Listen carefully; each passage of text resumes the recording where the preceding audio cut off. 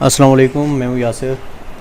अच्छा जी, आज की इस वीडियो का टाइटल तो आपने पढ़ लिया होगा कि क्या 50% रिट्रेसमेंट लाजमी है एक वैलिड स्विंग के लिए।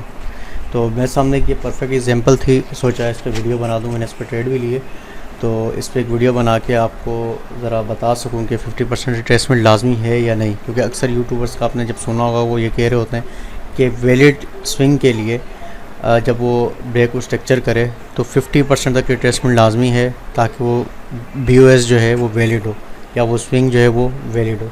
लेकिन ऐसा नहीं है, क्योंकि ये सब चीज़ें सिर्फ थ्योरी के हद तक तो बेहतर है। जब आप पढ़ते हैं या सुनते हैं तो थ्योरी में तो वो सही है, वो आपको यही सिखाते हैं कि जो है ना 50% रिट्रेसमेंट लाजमी है। लेकिन जब आप प्रैक्टिकल आते हैं तो ये चीज़ें वर्क नहीं करती हैं। कभी कर भी जाती हैं, लेकिन कभी कभार ये वर्क नहीं करती। हमें थोड़ा सा इनसे कंप्रोमाइज़ करना पड़ता है, थोड़ा इन्हें मॉडिफाई करके इनको ट्रेड लेना पड़ता है। तो आज की वीडियो में मैं आपको यही बता रहा हूँ। तो ये देखें जी, मेरे सामने गोल्ड का M30 का चार्ट खुला हुआ है, जिस पे ब्रेक ऑफ स्ट्रक्चर हुआ हुआ है यहाँ पे, और एक इम्पल्सिव मूव के साथ इम्बेलेंस के साथ मार्केट नीचे की जानिब आई है। उसने ब्रेक ऑफ स्ट्रक्चर किया है और यहाँ से वो दोबारा ऊपर रिट्रेसमेंट के लिए अप गई है। तो जब ये अप गई है तो अब ये POI एरिया है हमारा। यहाँ पे हमने सेल की ट्रेड फाइंड करनी थी, लेकिन ये देखें, जो ये इम्बेलेंस होता है ना, ये इम्बेलेंस जोन है। यहाँ से लेके यहाँ तक ये जो इम्बेलेंस जोन होता है, यहाँ से भी हमारी ट्रेड जो है वो रिवर्स हो सकती है, क्योंकि वो इम्बेलेंस फिल करने आ रही है वापस, वो आपका POI मिटिगेट करने नहीं आ रही ऊपर।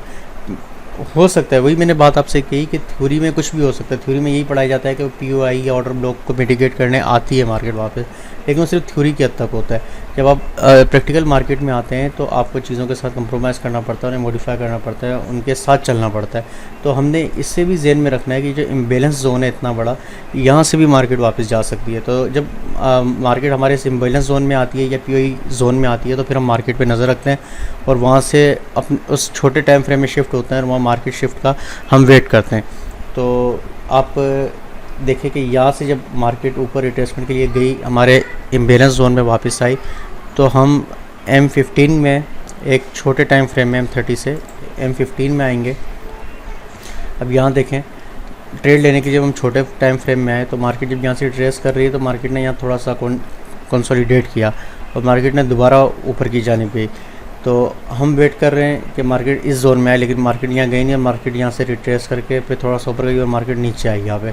तो अब हम इसे चेंज ऑफ करेक्टर कंसीडर करेंगे या नहीं, या मार्केट रिवर्सल कंसीडर करेंगे नहीं। हमें कन्फ्यूजन हो रही है कि यहाँ से तो इसने थोड़ा सा कंसोलिडेट किया और ऊपर चली गई, ये ब्रेक ऑफ स्ट्रक्चर हुआ या नहीं। क्योंकि अगर ये ब्रेक ऑफ स्ट्रक्चर होगा तो ये स्विंग लो हम मार्क करेंगे, और जब ये अब जाएगा तो इसके स्विंग लो जब ब्रेक होगा तो फिर हम जरा रिवर्सल इसको कंसीडर करेंगे। तो अब हमें कन्फ्यूजन ये है कि ये हमारा जो है स्विंग लो है या नहीं है, या यहाँ BOS हुआ है या नहीं है। तो हम M15 से भी नीचे टाइम फ्रेम में आ जाएंगे देखने के लिए कि हमारी ये कन्फ्यूजन ये दूर कर सकता है या नहीं। फ़िलहाल आप इस एरिए को भूल जाएं, आप इस पे ध्यान दें। हम यहाँ आ जाते हैं M5 में। M5 में हम आ गए। यहाँ देखें आप, M5 में इस एरिए में मार्केट ने कंसोलिडेट किया और यहाँ से फिर वो एक अब साइड गई ऊपर। तो हम इसे M5 का BOS यानी ब्रेक ऑफ स्ट्रक्चर मार्क कर लेते हैं इसे।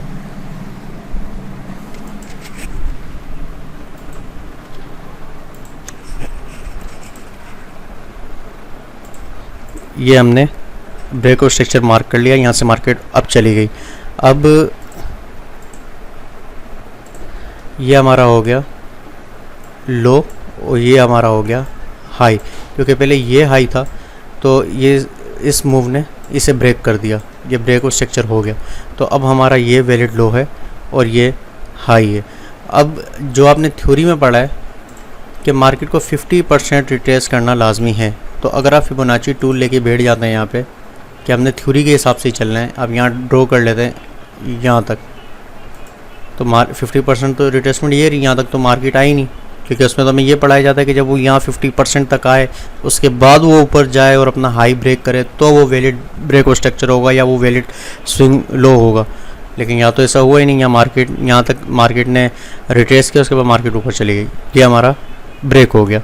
हमने इसे BOS कंसीडर कर लिया और देखें, आप ऐसा तो नहीं हो सकता कि आप एग्जैक्ट 100% कन्फर्म हो के जो ट्रेड लें और वो एसएल ना करे और वो टीपी कर जाए आपका। हर बार तो ऐसा नहीं होता, कुछ आपकी ट्रेड एसएल भी करती हैं।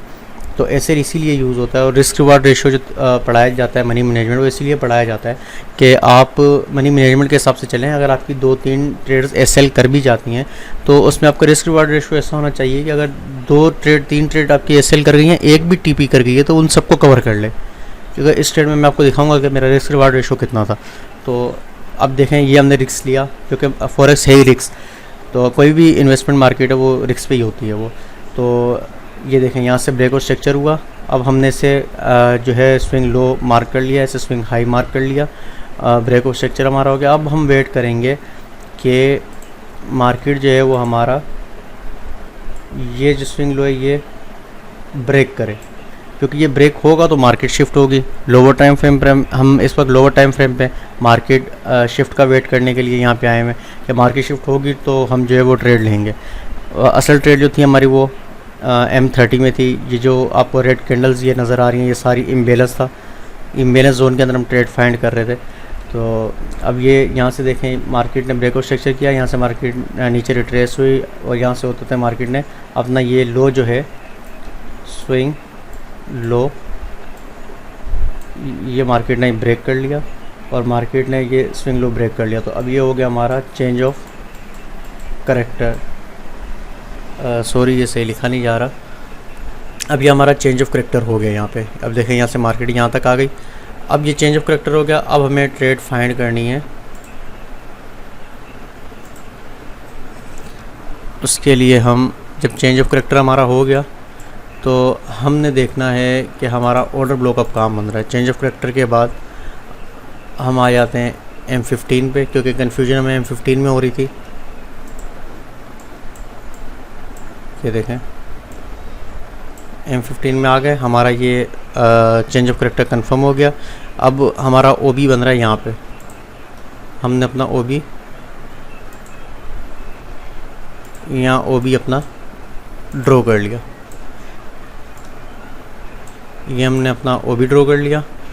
और मार्केट जब यहाँ से चेंज ऑफ करेक्टर पर मार्केट ऊपर गई तो यहाँ हमने अपनी एंट्री लेनी थी।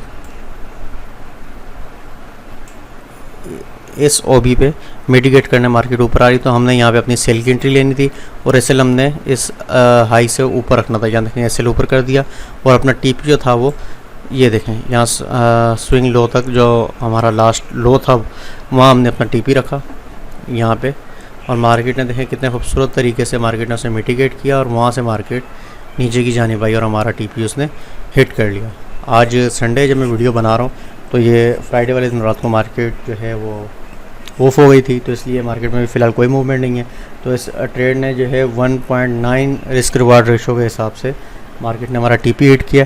इसमें आप बताएं कि 3 पिप का एसएल था और तकरीबन 27-28 पिप का जो था गोल्ड का, आप उसे 3 पिप कह रहा हूँ, वैसे वो 30 पिप बनते हैं। 30 पिप का समझे एसएल था और जो 27-28 में कह रहा हूँ वो 270 या 280 पिप का वो टीपी बन रहा है। तो मार्केट ने हमारा टीपी हिट किया और 1.9 रिस्क रिवार्ड रेशियो था वो हमने अचीव किया टीपी की सूरत में।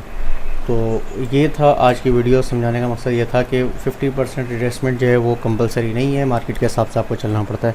तो मैं बहुत जल्द इंशाल्लाह एक ट्रेंड से रिलेटेड सीरीज़ शुरू करने वाला हूँ जिसमें सारे कन्फ्यूजन जो हैं ट्रेंड से रिलेटेड वो मैं दूर करूँगा उसके अंदर, और एक पूरी सीरीज़ बनाऊँगा। हर टॉपिक पर एक डिटेल वीडियो जो होगी वो आपको मिलेगी उसके अंदर। मिलते हैं बहुत जल्द एक नई वीडियो के साथ। अल्लाह हाफ़िज़।